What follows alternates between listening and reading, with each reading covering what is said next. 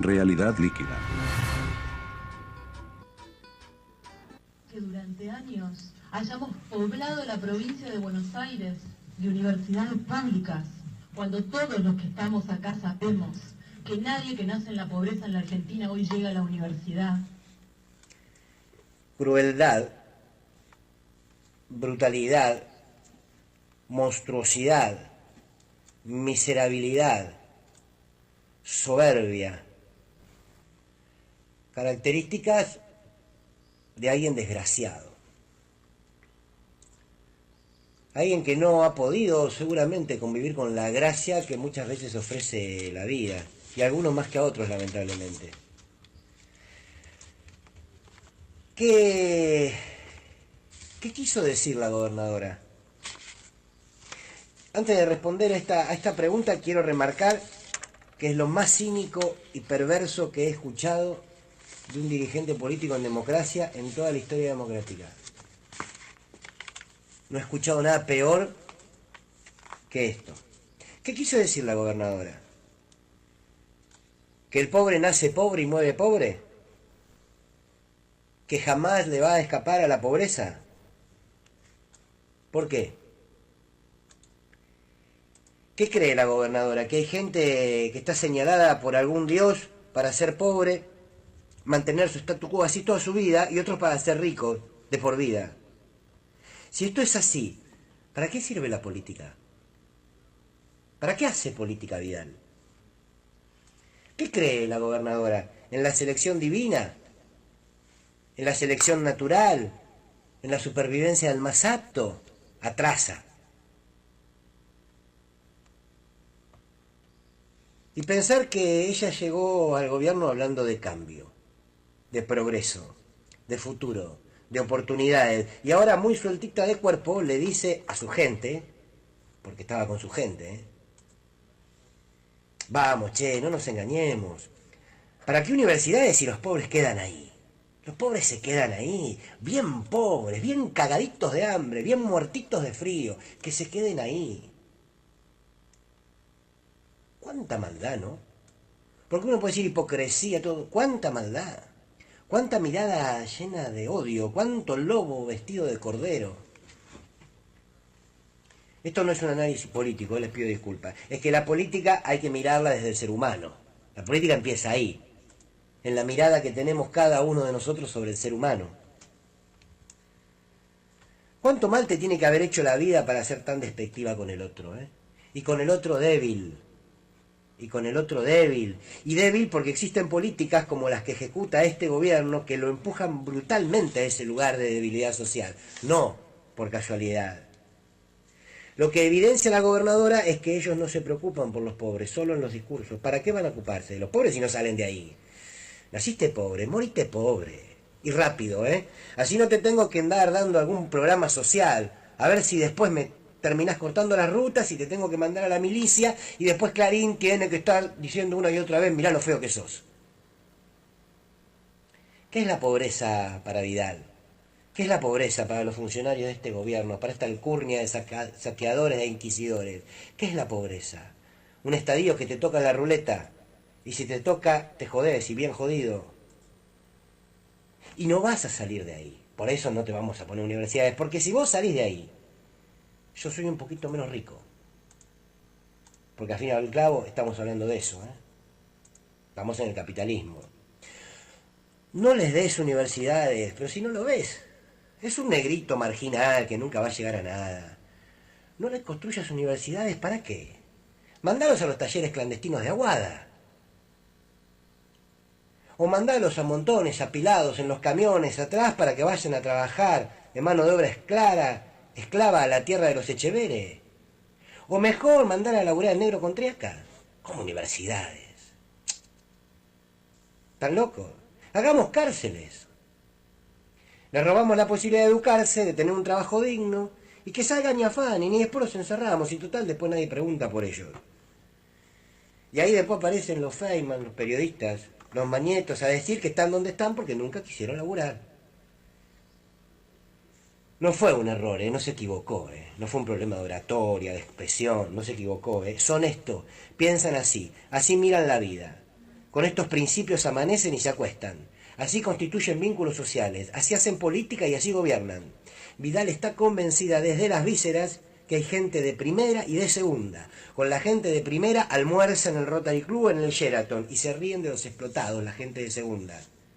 Los explotados por ellos. No es cierto que nadie que nace en la pobreza jamás podrá llegar a la universidad, no es cierto. Lo que sí es cierto es que nadie que tenga esa mirada va a darle al pobre lo que le corresponde, que es el libre ejercicio de sus derechos. El rol de una dirigente política que habla de futuro, de felicidad, de oportunidades, debería llevar adelante políticas que lo logren si cree que no es así. Y si está convencida de que no es posible, que se vaya a su casa. Si está convencida que los más pobres no pueden acceder a la universidad, por tanto no pueden acceder a derechos, que se vaya a su casa y que le deje el lugar a alguien que al menos tenga la voluntad de hacerlo. ¿Qué vida, qué futuro le queda a los más pobres de esta patria si nos gobiernan monstruos como Vidal? María Eugenia Vidal es un monstruo de pie a cabeza. Es un monstruo grande que prisa fuerte, diría León Gieco. Y que se alimenta de la carroña humana, del odio de clase, del desprecio, de la brutalidad y de la soberbia. Se alimenta de toda esa carroña, como se alimentan las hienas. ¿Qué sé yo? Habrá que llenarle la universidad de pobres, pero llenarle la universidad de pobres, o abriéndoles la puerta o entrando a las patadas. Realidad líquida.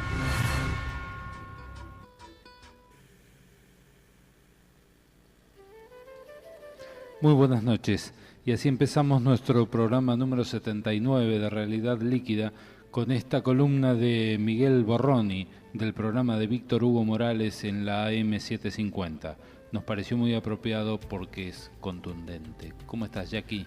Muy bien, gracias, y muy contundente. Lo único que yo tengo para refutarle es que no son monstruos, son humanos, son como nosotros, lo único que un poquito distintos. Porque sacar a la bestia del lugar de humano es ponerlo en un lugar donde yo no puedo pelear con él. Y nosotros sí podemos pelear con ellos, porque son humanos como nosotros. Sería como exculparlo, ¿no? Sí, señor. Es la idea de la monstruosidad. Sin dudas. Bueno, la semana pasada estábamos esperando el miércoles qué pasaba con la votación de la ley antitarifazos. Habíamos hablado de la posibilidad del veto y llegó el capitán veto. En ese armado opositor donde logró articularse la oposición y dar una respuesta bastante contundente, entiendo yo, esperemos seguir encontrando coherencias que se van a ver en los próximos días cuando arrecie el acuerdo con el Fondo Monetario Internacional, cuando empiece a haber respuestas a los requerimientos de aumentos de sueldo, los requerimientos sobre las paritarias y los derechos de los trabajadores. Ahí veremos si solo hay coherencia cuando el costo político es muy alto, si hay coherencia por ideas más firmes. Tendremos que esperar para saberlo, porque este mismo grupo, salvo los que ya sabemos, en diciembre votó la reforma laboral. Eso es lo que nos lleva a duda, claro.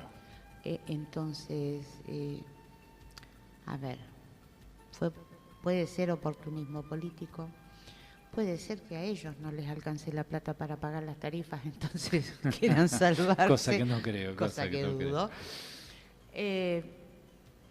Porque con gente tan veleidosa ideológicamente, uno no sabe para dónde agarrar. Yo creo que vamos a tener nosotros que tomar y cuando hablo de nosotros, hablo de los de a pie, el toro por las astas y exigirles en la calle que hagan lo que tienen que hacer, que para eso los votamos y les pagamos. La presencia en la calle es fundamental.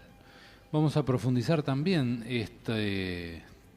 esta discusión sobre las universidades que planteó la señora gobernadora, porque no queremos que quede como el párrafo que por ahí hasta se podría decir descolgado o mal cortado, sacado de contexto. No, es voluntad pura en ese sentido y hay más material para que esto quede en evidencia.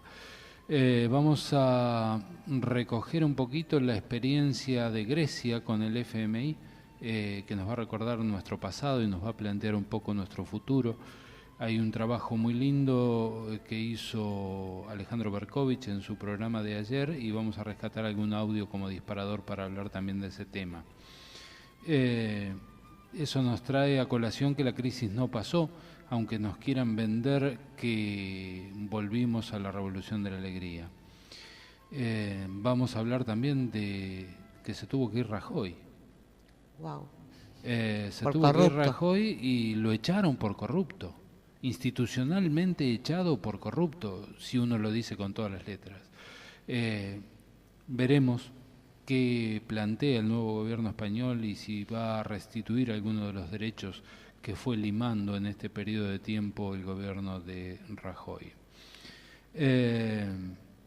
Bueno, y quien quiera engancharse y conversar con nosotros sobre todos estos temas que vamos a estar haciéndolo durante la próxima hora, lo pueden hacer al teléfono 42991660, a nuestro WhatsApp 1166 58 16 39, a nuestro Facebook Realidad Líquida, a nuestro Twitter @líquidarealidad. Y recordamos que Realidad Líquida es el programa de Resistiendo con Aguante Almirante Brown. Bien, vamos a la primera pista, a la pista número 1, mi estimado Jorge, para escuchar un poquito más de lo que decía la gobernadora. Realidad líquida. Ahora, ¿qué pasó? ¿Por qué estamos acá? ¿Y por qué tenemos que discutir qué Estado queremos? Porque la discusión no es una discusión de recorte, es una discusión de equidad. Hay un Estado presente, y voy a inevitablemente remitirme a la provincia de Buenos Aires, pero hay un Estado presente cuando creemos que más seguridad es más policía en la calle, aunque esos policías salgan de apuro en 4 meses y en muchos casos no hayan disparado nunca un tiro de práctica. ¿Hay de verdad salud cuando en lugar de arreglar los hospitales que estaban en riesgo de demolición durante décadas, no hacíamos más que abrir hospitales nuevos que funcionaban como cáscara vacía porque nunca tenían ni los médicos, ni las enfermeras, ni los medicamentos necesarios? Y cuando llegamos había pacientes oncológicos que hacía 4 meses que esperaban su medicación, y esos pacientes solo representaban el 20% del total de los que necesitan medicación oncológica en la provincia porque no tienen cobertura. ¿Cuál es la verdadera equidad de un Estado presente y de un Estado fuerte? Es de equidad y es justo que la mayor parte de los docentes de nuestra provincia vayan todos los días a trabajar y pongan su mejor esfuerzo por enseñar, y una minoría se lleve 19.000 millones de pesos por año en licencias con enormes abusos. ¿Qué pasaría si esos 19.000 millones pudieran ir al salario docente? Ganarían mucho mejor.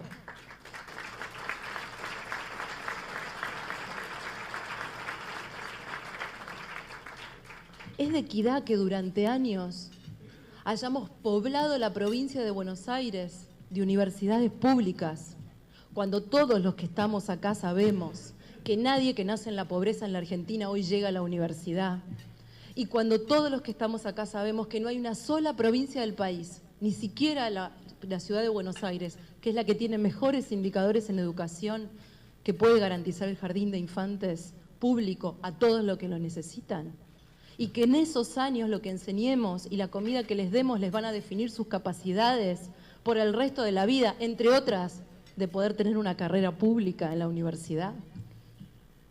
Esas son las discusiones que tenemos que dar.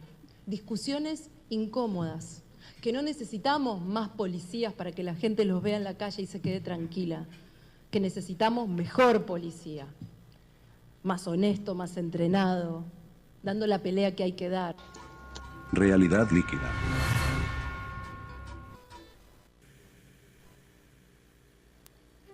Y bueno, qué decir, ¿no? ¿Por dónde empezar?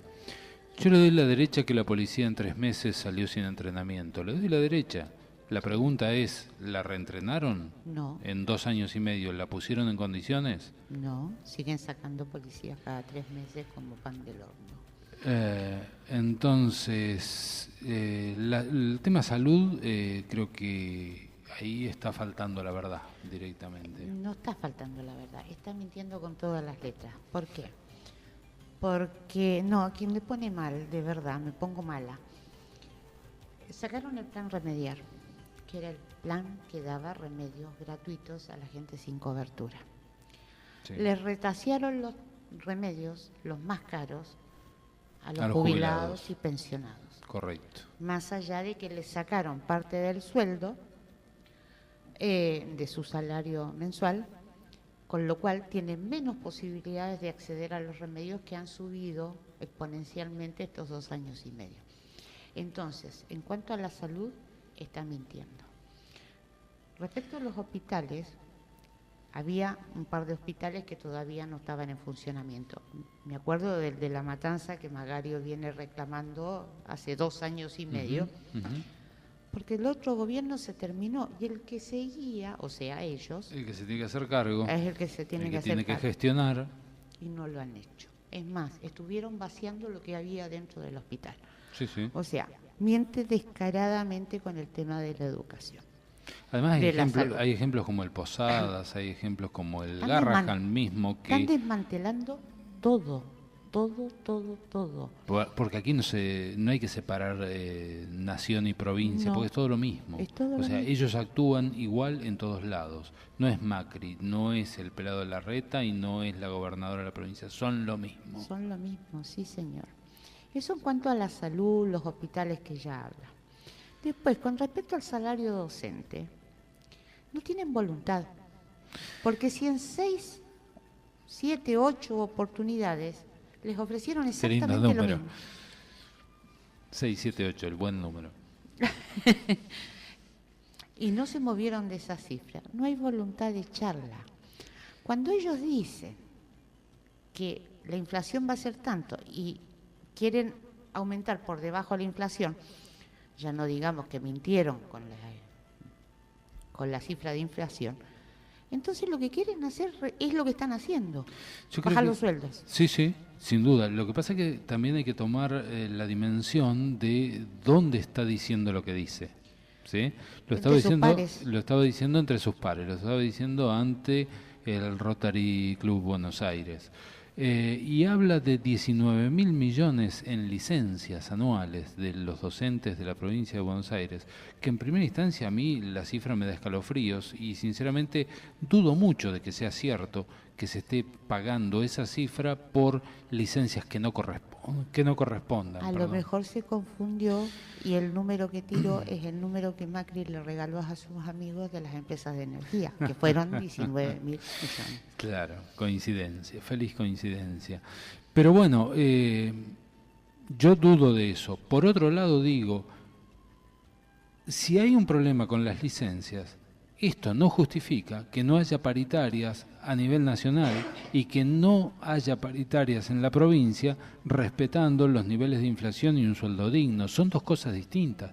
Acá están escondiendo detrás de un supuesto problema que son una alta cifra en licencias, que en todo caso, si eso es cierto, y habrá que operar sobre esa parte, pero el resto...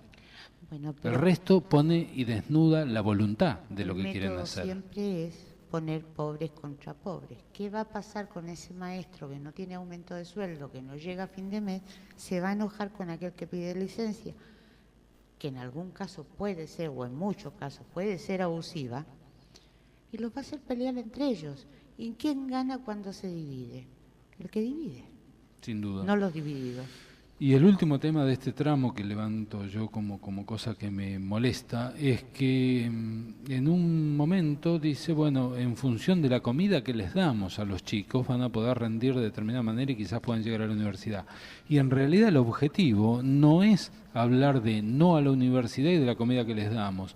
El objetivo es que haya trabajo, que cada uno pueda proveerse su propia comida, y como era antes, cuando yo iba a la escuela, que siempre fui a la escuela del Estado, primaria, secundaria, yo comía en mi casa.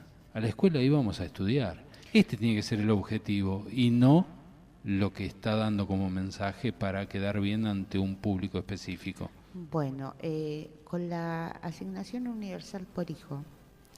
A ver, mis hijos estudiaron en los 90, en la anterior crisis.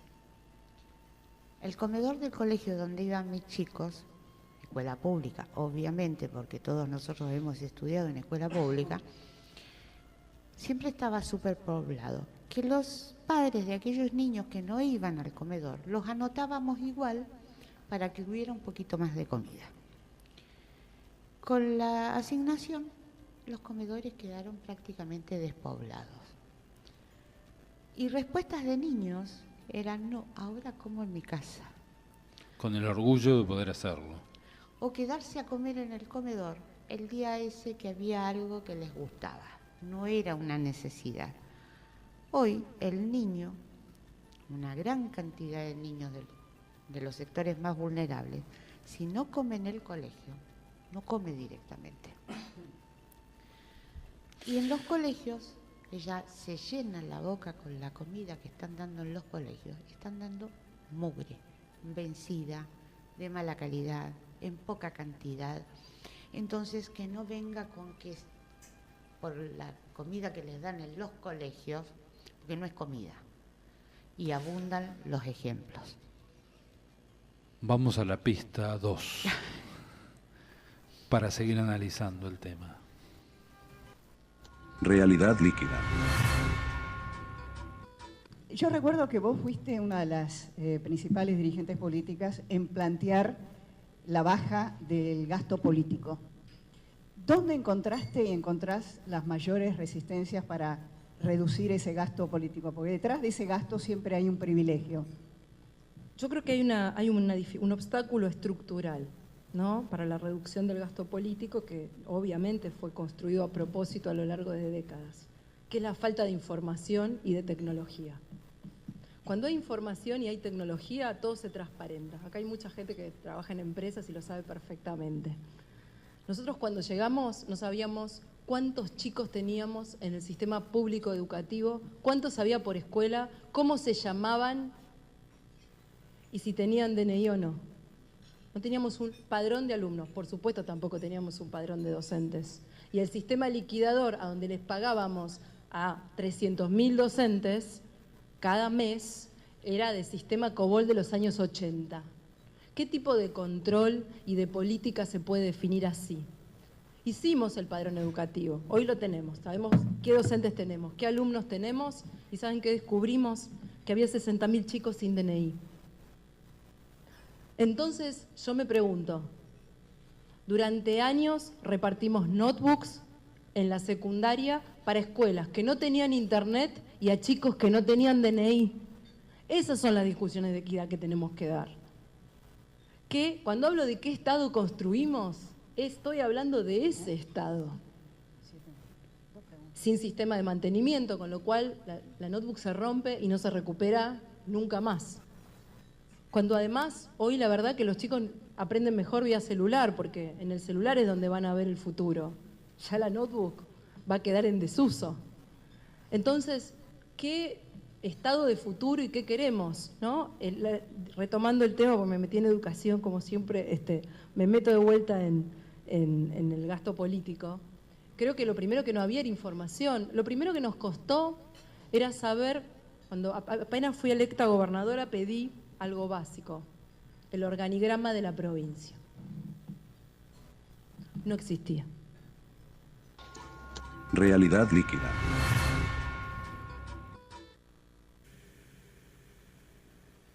Qué caterva de mentiras, qué caterva de mentiras. A mí me asombra profundamente. Yo puedo agarrarlas una por una y tengo argumentos para decir que son mentiras. ¿Sí? ¿Cuántos chicos hay por escuela? En cada escuela están los registros de los chicos donde se toma asistencia, y partiendo de ahí hacia arriba, Los chicos están volcados en los sistemas informáticos, de esto no hay ninguna duda, pero desde los registros es la primera prueba y lo pueden tener a la vista cualquiera que se acerque a un colegio.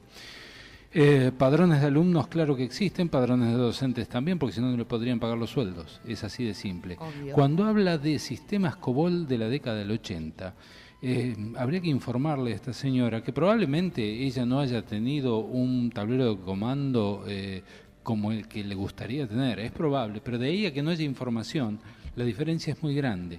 Y es un problema cultural entender si tenés un indicador como vos lo querés o si tenés una tecnología de base que te lo puede dar. Porque justamente los sistemas COBOL son los sistemas más eficientes para tratar grandes volúmenes de datos. Esto es tan así que la banca, hoy en día, las tarjetas de crédito como Visa y las internacionales, son manejadas por estructuras informáticas de los grandes mainframe de la década del 80 con sistemas desarrollados en COBOL. Esto funciona así. El cajero automático que nos atiende en el banco está respaldado en un sistema COBOL y no lo reemplazan porque es lo más eficiente que se ha hecho en tecnología para tratar grandes volúmenes de datos. Y liquidar el sueldo de los docentes de la provincia de Buenos Aires es manejar un gran volumen de datos. Y no estoy inventando nada, soy licenciado en sistemas, conozco esto y trabajé en COBOL desde los primeros años de la década del 80.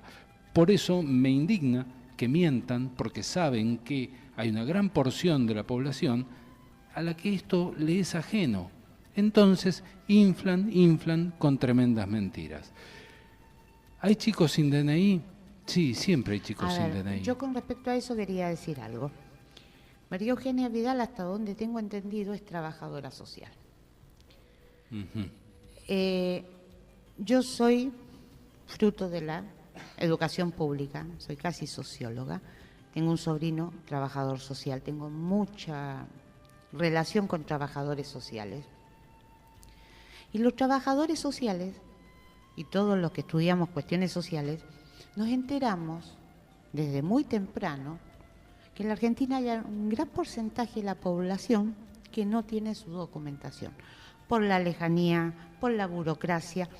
Esto se empezó a normalizar durante el gobierno de Cristina y durante el ejercicio en el Ministerio del Interior de Randazzo. ¿Por qué? Porque se modernizó el sistema, se agilizó. Antes uno, en la provincia de Buenos Aires, sacaba el documento y podía esperar 2, 3, 4, 5 años que le llegara el documento a su casa. Y podía andar todo ese tiempo sin documento. Ahora, para los nacionales del país, te lo garantizan en menos de un mes y para los extranjeros en menos de 2 meses. Entonces, pero más allá de eso, está mintiendo, porque si es trabajadora social, es un dato que tendría que haber sabido de antemano y no cuando llegó a la gobernación. Además tendría que saber esto también. Yo trabajé en el planeamiento estratégico de algunas ciudades en la Patagonia Argentina. Dentro de ellas, un caso muy particular en la ciudad de Allen, en Río Negro, nos encontramos cuando estábamos haciendo el relevamiento de la problemática social que había en el orden de 8.000 personas de nacionalidad boliviana, donde gran parte de esa población estaba irregular desde el punto de vista documentario. El primer paso para dar solución a este tipo de situaciones depende del consulado del país de origen. Porque sin una documentación de origen vos no podés inventar documentos. Y ese problema existe. Empezar a conseguir la solución en ese caso en particular nos costó unos cuantos meses porque había que hacer trámites con el país hermano de Bolivia y las cosas se van haciendo. De todos modos, hablar de notebooks,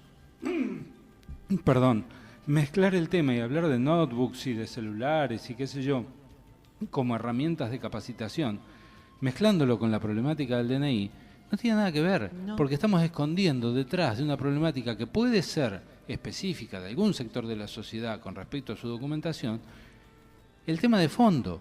¿Le queremos negar la netbook porque no tiene DNI? O sea, el problema es el DNI y no capacitarlo. El problema es que son pobres y los pobres no tienen derechos. Yo creo que pasa por ahí. Para María Eugenia Vidal y para Cambiemos, parece que en general esto es su folclore, digamos. Y por último habla de que llegó al gobierno y no había organigrama. Es una vil mentira, sencillamente porque en el Estado hay que reflejar en las normas de cada instancia de gobierno cómo está constituida la plantilla, y si no estuviese hecho esto, las personas no cobran, porque en el Estado lo que no está en el expediente no existe.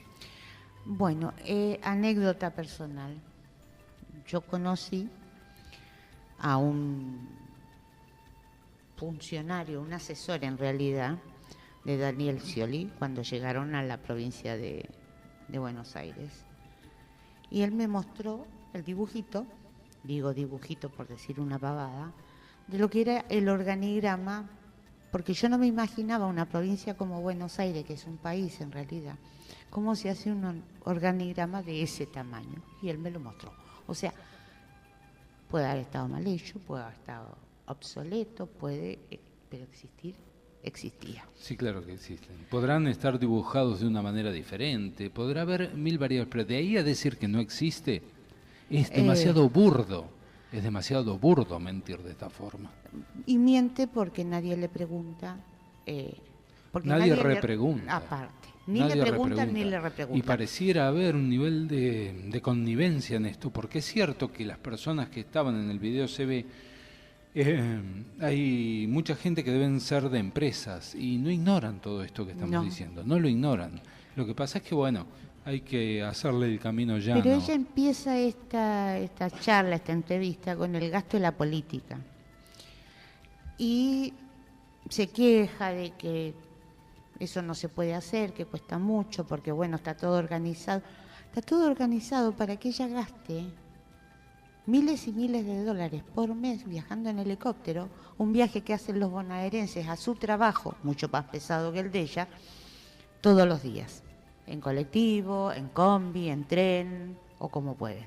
Como decía el doctor Favaloro, para después estar parado al pie de una máquina durante 8 horas haciendo esfuerzo físico. Así es la vida del que labura. Bueno, estamos llegando a la mitad del programa, vamos a invertir los papeles un poquito, vamos a pasar a la música para distender un poquito. Y trajimos al Capitán Beto, porque quedó pendiente desde el miércoles pasado el saber qué pasaba. Pero nosotros trajimos un Capitán Beto culturoso, un Capitán Beto que tiene que ver con el Flaco Spinetta y su Invisible. Así que vamos a nuestra pista número 3, música.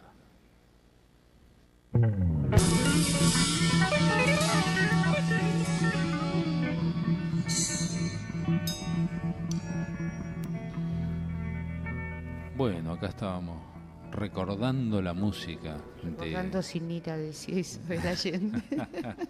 Y calculando edades de los ídolos. Bueno, pasamos a las buenas noticias. Son buenas, digo, así como están escritas son buenas, son relativamente buenas porque no sabemos cuál es el derrotero que van a seguir estas cosas. O sea, en principio... Cuando las haga el gobierno. Claro, claro. A ver. En primer lugar, un juez en lo contencioso administrativo, juez Gallardo, le ordenó al gobierno de Cava y por extensión a Esbase y Metrovías que retome las negociaciones salariales con el gremio de los trabajadores de Subte y Premetro, más conocido como Metro Delegado. Además, exhortó a dejar sin efecto las sanciones aplicadas por los paros y aperturas de molinete que realizaron los trabajadores. En tanto, a esto les pidió que, bueno, por 2 meses no hagan medidas de fuerza. Es una buena noticia en principio, digo, porque eso lo ordena la justicia, pero los funcionarios de este gobierno, tanto nacional como provincial como de capital, no son muy afectos a seguir las normas ni a cumplir con las sentencias. Claro. Pero en principio es una muy buena noticia, porque se les está reconociendo su condición de trabajadores del subte ajenos a la UTA, que arregló por una suma irrisoria. La otra que a mí, personalmente, y sé que a mucha gente le parece una buena noticia, es que la selección de fútbol argentino, que iba a disputar un partido con su par de Israel, se plantó y dijo, no jugamos. Se habló mucho estos días si era por amenazas, a Messi específicamente, por protestas, puede haber sido todo eso junto o alguna de esas cosas. Pero el tema es que se iba a jugar ese partido en la ciudad de Jerusalén Este, territorio tomado por Israel a los palestinos, donde está el estadio. Para hacer el estadio hubo una matanza, derribaron un barrio, mataron gente, tiraron misiles. Y Netanyahu necesitaba un país relativamente importante, porque además de Estados Unidos, digo, que instaló su embajada ahí, porque los otros que fueron Paraguay y Guatemala, sin desmerecer a Paraguay y Guatemala. Argentina tiene un peso específico en la política internacional en el mundo. Además, Entonces, una vidriera, ¿no? Si pones a Messi, pones la selección argentina, la vidriera se hace grande. se hace grande. Y querían hacerlo jugar ahí para llevar agua hacia el molino de Netanyahu, para justificar lo injustificable, el genocidio de palestinos. Y bueno, la noticia salió ayer o antes de ayer, creo que fue. Sí. Dicen que los jugadores se pusieron de acuerdo para no jugar y que Sampaoli se lo comunicó a la AFA y la AFA al gobierno. Ayer, esto no lo comprobé, lo escuché nada más, dicen que Netanyahu llamó 2 veces a Macri para ver si esto se podía revertir. Lo que sí leí hoy, y es de él, Messi dijo que él como embajador, lo dijo vía Twitter, que él como embajador de la UNICEF no podía ir a jugar a un lugar donde se está cometiendo un genocidio, donde están muriendo mujeres, hombres, niños. Indiscriminadamente. Entonces me parece que viene más por el lado que decir que no, por una cuestión de política internacional, porque iban a ser usados como soldaditos en una guerra que no les pertenece.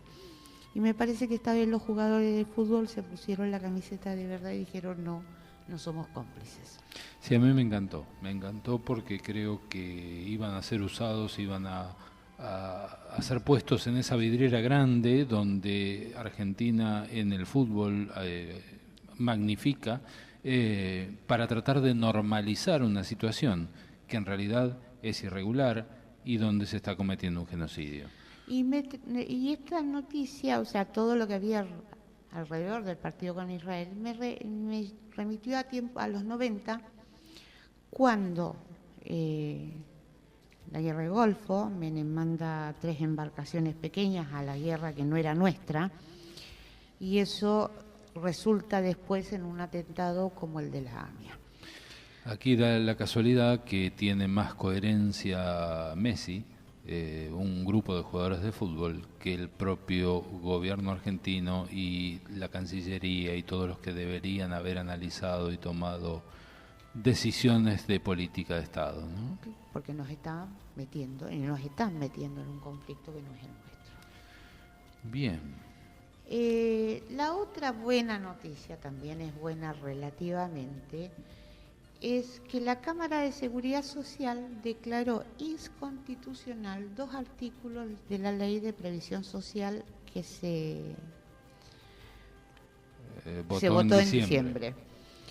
Esos 2 artículos tienen que ver con el cálculo que se hace para pagarle los haberes a partir de marzo a los jubilados y pensionados y a la gente de la asignación universal por hijo. ¿Por qué? Porque la ley esa está vigente desde los primeros días de enero, la nueva ley previsional. Por tanto, y los haberes que se pagaron, el aumento que se dio en marzo, correspondía a haberes de entre julio y diciembre de 2017. La variación del año anterior. Y es inconstitucional porque la ley no puede ser retroactiva. Claro. Entonces, a partir de marzo y hasta mayo, los jubilados, pensionados y AUH tendrían que haber cobrado con el 14,3 que daba la movilidad anterior y no el 5,7 que dio la movilidad de marzo con la nueva ley. O sea que ese 9 y pico lo tendrían que restituir. Deberían. Esta medida se tomó sobre un caso particular, pero esto implica que si se le da a uno, se le tiene que dar a todos, vaya o no vaya a la Corte, lo apele o no lo apele el gobierno. Si lo apelan, la Corte no puede declarar constitucional algo que no lo es. O sea que automáticamente estaríamos los jubilados y pensionados cobrando lo que nos corresponde. Además, el que hizo la presentación es el doctor Fernández Pastor, que es un abogado previsionalista, debe ser de los que más conocen este tema en la Argentina. En el tema jubilados, y es jubilado él. Y si no, ya se prometió ir hasta la Corte Interamericana de Derechos Humanos por este tema. Hay que defender los derechos, totalmente de acuerdo, me parece muy bien. Y la última que tengo, esta es una linda noticia, es buena para nuestro distrito. A partir del jueves, a la 1 de la tarde, jueves 7 de junio, y hasta el domingo a la noche, en Almirante Brown se va a realizar la tercera feria del libro de Almirante Brown. Va a haber una cantidad de invitados, me acuerdo de Piña, de Stan Ryder, de Estela de Carlotto, que es la madrina de la feria. Pero no solamente por eso es importante, va a haber juegos educativos para los chicos, me acuerdo del Planetario Móvil, por ejemplo, pero también porque es importante para nosotros como ciudadanos del distrito tener una movida cultural como la que estamos teniendo. El año pasado la feria fue visitada por 50.000 personas. Estamos hablando de un partido pequeño como es Almirante Brown. Esperemos que este año sea más numeroso y mucho mejor que el año pasado. La movida es grande. Yo estuve ayer dando una vuelta por la rotonda buscando estacionamiento, imposible estacionar. Tenía que ir al odontólogo, andaba en ese trámite y realmente la estructura, las carpas, la movida es importante. Parece estar teniendo mucho éxito. Y yo les sugiero que si quieren saber más, RCA y Realidad Líquida van a publicar el tríptico en sus respectivas páginas. Ahí estará en nuestros Facebook correspondientes. Bueno, yo un par de noticias así muy rápidas. Camioneros, Moyano anunció que habrá un paro el día 14 si no hay respuesta favorable a su reclamo salarial del orden del 27%. Y la última, aparecieron los 50 más ricos del país, publicados en Forbes, creo que era, con patrimonios entre 1.000 y 3.000 millones de dólares, donde hay gente que pertenece al Gabinete Nacional, está la familia presidencial obviamente, pero no aparece nadie del gobierno anterior. Y eso no que aparece se nadie. un PBI. Se llevaron un PBI y yo pregunto, ¿cómo se esconde un PBI entero? ¿No? Porque estamos hablando de más de 100.000 millones ahí, no de 1.000 o de 3.000, porque sería una baratija lo que salió publicado en Forbes si hubiese alguien que se hubiese robado un PBI. Cosa que también es imposible de esconder si no es a través de los bancos, porque no existe ese volumen en billetes que vos te puedas llevar a tu casa. O sea, la mentira es tan abominable que uno tiene que desafiarse a poder entender que esto es inverosímil para no pasar por tonto. Bueno, mejor no hago comentarios. Bueno, te digo que no entramos en tiempo, pero ni de casualidad hoy, con lo que hay que ir apretando el acelerador. Yo sé que tenés un tema, una columna que no podemos dejar, no podemos postergar, pero déjame pasar 2 avisos y después vemos hasta dónde llegamos. Le vamos a dar prioridad a la columna del Ni Una Menos. Temas que nos van a quedar probablemente afuera y que los vamos a retomar para la semana que viene. En todo caso, Grecia. ¿Qué pasó en Grecia? ¿Qué nos puede pasar? ¿Qué recordamos? Los que recordamos. Y si no, vamos a informar qué es trabajar con el FMI y qué significa pedirle dinero a esa gente. Y por otro lado, vamos a también dejar pendiente la reforma universitaria de 1918, porque me interesa sobremanera contraponer a los dichos de la gobernadora lo que fue la gesta de la reforma universitaria de hace 100 años atrás. Justo estamos cumpliendo en el mes de junio 100 años de la reforma, y en el próximo programa vamos a tratar de darle centralidad a ese asunto. Vamos al Ni Una Menos. Nada, yo voy a tratar de hacerlo corto, a ver si por lo menos podemos comentarlo. ¿La revolución será feminista o no será? ¿Por qué una afirmación tan tajante? Porque el lunes pasado, 4 de junio, se realizó la cuarta marcha Ni Una Menos. Ni Una Menos, que es reclamo, consigna y movimiento de mujeres, que surgió en 2015 como grito desesperado ante la violencia machista y una ola de femicidios que no cesa. Muere una mujer cada 30 horas por solo hecho de ser mujer. La primera de estas marchas, como ya dijimos en 2015, fue tan multitudinaria que le puso la vara muy alta al movimiento de mujeres, lo cual se convirtió en un desafío. Y este desafío se convirtió en una marea imparable que se internacionalizó. Recordemos los paros de mujeres, los 8M masivos que brotaron en distintas partes del mundo, el Me Too en Estados Unidos, el referéndum en Irlanda para decidirle sí al aborto en un país ultracatólico, las 26 universidades tomadas en Chile contra el acoso y el abuso sexual por parte de los docentes, y siguen firmas, no las voy a nombrar todas porque son muchas. Y las mujeres argentinas seguimos levantando la vara, igualdad en todos los campos de la vida social, basta de feminización de la pobreza, sí a la ESI, la educación sexual integral en todos los niveles educativos, basta de trata, basta de violencia machista, basta de femicidio. Todas estas reivindicaciones se han hecho visibles gracias a la multitudinaria visibilidad, valga la redundancia, de las mujeres. Ahora nos ven, estamos, somos. Pero ahora que somos visibles, queremos que nos escuchen, que escuchen a las que no están y la justicia adopte por fin una perspectiva de género para juzgar a los que matan mujeres.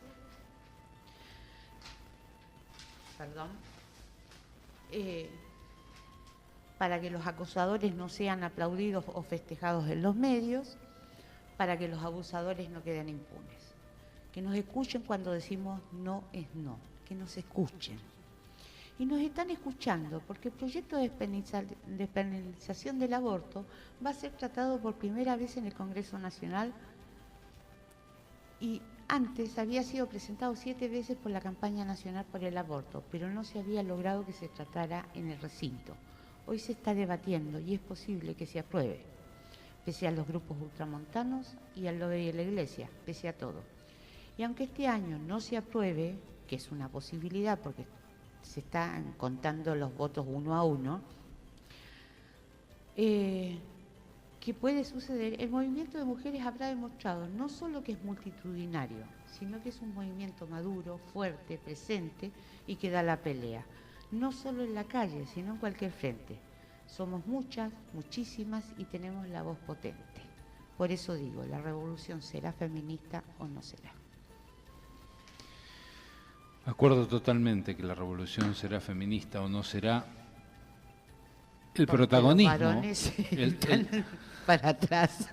El protagonismo de la mujer en la movida social internacional hoy en día tiene un peso específico muy fuerte. Tanto es así que en uno de los audios que hoy no llegamos a pasar, referidos a la caída de Rajoy en España, Jorge Alemán hace el comentario de que fueron mujeres, que entre todos los movimientos que estuvieron en la calle protestando con mucha presencia, digamos, contra el gobierno de Rajoy, el movimiento de mujeres fue preponderante. Y que también fueron mujeres el grupo de fiscales que encabezaron el análisis de esta corrupción que terminó con el gobierno de este buen señor Rajoy. este buen señor que vino hace un par de meses aquí y que trataba de practicar una relación de amistad personal con nuestro presidente Macri y no institucional, como debe ser una relación entre naciones, porque claro, entre ellos el negocio está en hacer Entre bueyes negocios, no hay cornadas. hacer negocios entre ellos, y no que los negocios sean fructíferos para los estados. Sí, Pero estos bueno, se días tuvo me que ir el señor. acordaba de eso, porque dijo, estamos siguiendo el ejemplo de nuestro presidente, ¿no? Dijo que estábamos siguiendo el ejemplo de España, que iba muy bien. Sí, sí. No sé cómo Que lo calificar siga. el muy bien, o el ejemplo, o... Yo lo desafío que lo siga. Claro. Vamos Si lo a ver quería si hay seguir, que lo siga. Vamos a ver si hay algunas fiscales que estén dispuestas a... Tenemos la fiscal Boquín, por ejemplo, Sí, ha sido que la quieren sacar. Claro, pero bueno, es quien puso sobre la mesa el tema del correo, es quien no ha dado un paso atrás con ese tema, inclusive. Así como hemos aprendido con el ejemplo de las madres y abuelas de Plaza de Mayo, el peso de la mujer en esta revolución pacífica, digamos, yo creo que va a seguir increyendo. Espero que así sea. Bueno, estamos Por el en bien tiempo. de todos, no solamente de nosotras, ¿eh? Es que por la paz en el mundo, diría yo, por minimizar las tensiones que hacen a la exclusión social de los más débiles, hay elementos muy nobles para trabajar en una revolución pacífica y muy necesarios para traer un poco más de justicia a esta nuestra realidad líquida. Y nos vamos yendo hasta el miércoles próximo. Nos vamos y esperemos poder tratar eso. Hasta el miércoles próximo. Gracias.